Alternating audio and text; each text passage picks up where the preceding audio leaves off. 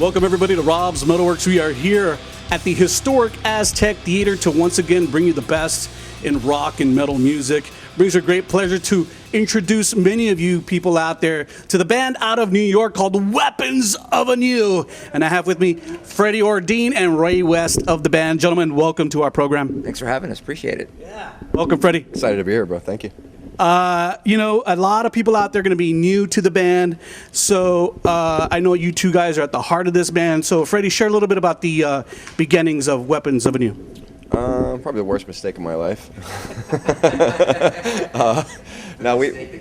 Yeah, it just keeps going. It's like herpes. It just won't go away. We're stuck with it. We started in, I think it was 2015. Me and Chris, our drummer, had gotten together. We were working on like a local project, and I didn't really want to be in a band anymore. And once I got with Chris, it was just kind of lit the fire. That was it. And I couldn't do it on like a local level. If I was going to do this, I wanted to do this for real and do records and tour and get out and do it, what we do. Met Ray, and we spent probably 3.5 hours on the phone the first time we spoke. Yeah, we totally clicked. We had so much in common, just our upbringing, our musical past, just everything. And I was kind of from like a more thrash metal background, and Ray was kind of from more like a rock kind of Lounge cabaret music. Yeah, show tunes. So And you guys have history as musicians. Yes. I was in a band called Spread Eagle, which was a kind of Skid Row-ish kind of band, Guns N' Roses kind of band. So I do come from a hard rock background, but I listen to all kinds of music, be it Metallica, Anthrax, Obituary. My musical taste is very eclectic. And then I get this guy, so much James Brown. We're James Brown metal. That's what we are. We're James Brown metal. We're going to get there with that. And it seems like you guys have really kind of accomplished a lot in a short amount of time. You said since 2015. It's only been like 4 years. You released a record in 2017, The Collision of Love and Hate. Tell us a little bit about that. I've been jamming out to it for the last few days. Really cool stuff. Thank you, bro. We put the record out, I think it was September of 2017. We've been touring. We did the Alter Bridge tour before the record was out. Put the record out, went out with Tesla, did a whole bunch of runs with Metal Allegiance. Now we're out with Scott, and it's time to get into start working on a new one. But I mean, so many people haven't been exposed to us, so it's like as long as we can still find a market where people want to listen to it and want to hear it, and it's new to them, we'll go out and just keep working it as long as we can. Well, what would you say that you were delivering on that release musically? What were you delivering? Oh, wow. Well, our musical ethos, hard rock, very heavy rock, melody. It's very organic. I think it's very sincere. We're about as honest a band, I think, as you can meet. Even live, we don't mess around with too many things that don't belong on stage. Like Sundown is like a really heavy track. I love that song. That song's got groovability for miles, man. And when I recorded that, the vocal was a bit experimental for me. I'm not used to using the bottom end of the range in that kind of manner, and I really like the sound that we developed. So I'm gonna, kudos to that song. And I have to give you props, man, while I got you on the camera, because your vocal delivery on this record is just outstanding. I'll take that. Thank you, man. Good, man. I usually have a hard time taking a compliment. I will take that. Really, kind of like the vibe is like this hooky kind of, and because of Ray's voice, very melodic, a lot of harmonies in their stuff too. That was 100% when we set out to start this band. We still wanted the heavy, but we wanted the hook. That had to have the hook in it, and that's when I met him. He had this kind of sleek. It almost sounded like modal, like a snake moving to me. Yeah. Where he can go really heavy to really gorgeous melodies, and he could do it like that. It was almost like I had 3 different singers in one little person. Yeah. So it was awesome, man. I get to sort of experiment, really evolve as a vocalist and try different things, which is great. This band gives me a lot of room to work, and so even the material that we have yet to write, I'm sure will be very cool. And we got about 8 songs in the can, so we're getting a good vibe on the writing too, and more experimental with it. Yeah, Ray's got 5 different personalities on this record, so I'm not sure which one I'm usually working with, but. We're going to talk about the upcoming one here in a little bit, but you released a video kind of, and the single for The Collision of Love and Hate was called Kill Shot. I saw the video, really cool video too. Well, I think we had the idea for the fighting metaphor, but Freddy went out and met Julian, right? So tell him about that, because that's kind of important. Is Julian the guy getting beat up by the chick? Yeah, he's actually he's a professional middleweight boxer. I think he's like 16 or 18-0. They call him Hammerhands Rodriguez. He's awesome. Nice. Local guy from New York, New Jersey area. Hits like a truck. So we had a mutual friend, and we said, hey, dude, can we use your boxing gym for this? And I said, we're going to have this girl kick the crap out of a guy. And he's like, dude, I want to do it. And we're like, bro, but you're going to lose in it. He's like, yeah, I want to do it. So he came and did the video, and like the girl was kind of like selling the punches. He's like, no, you have to hit me in the face. So poor Julian just took punches in the face, and he loved it. He was awesome. So it was really cool to work with him. What? So we did it on a, we did the video rather quickly and on a decent budget. So the director, Ron, had like just really great ideas. He was great to work with.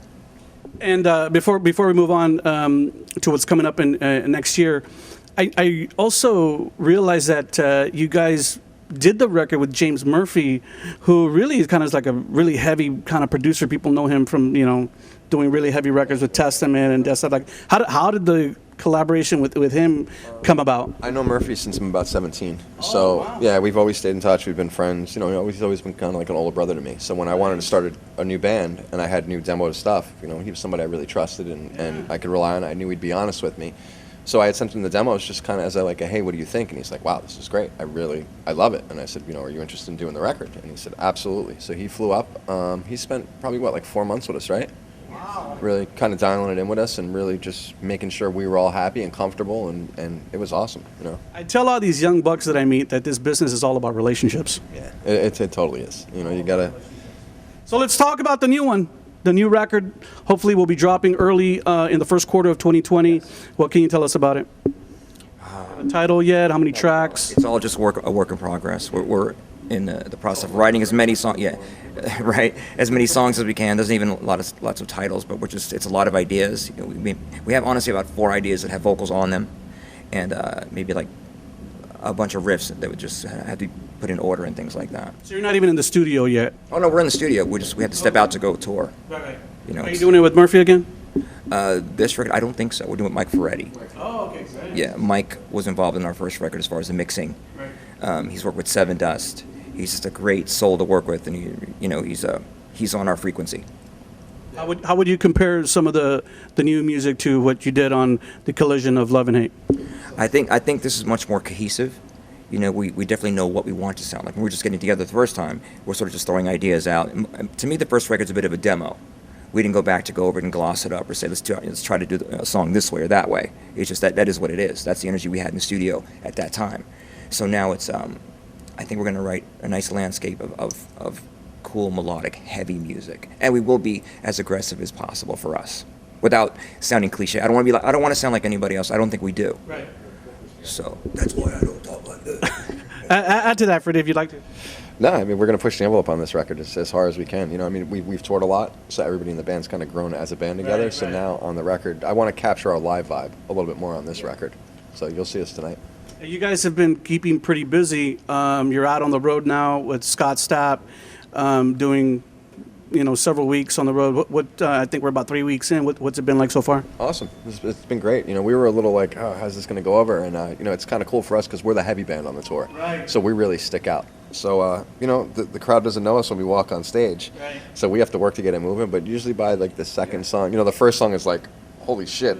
Yeah, we hit them really hard, and then by the second and third song, our groove starts to kick in and the melodies, and they kind of really get it. So it's been really cool for us. One of the things that I've just kept hearing over and over, just how magnificent you guys are on stage, that you guys have a really strong presence on stage.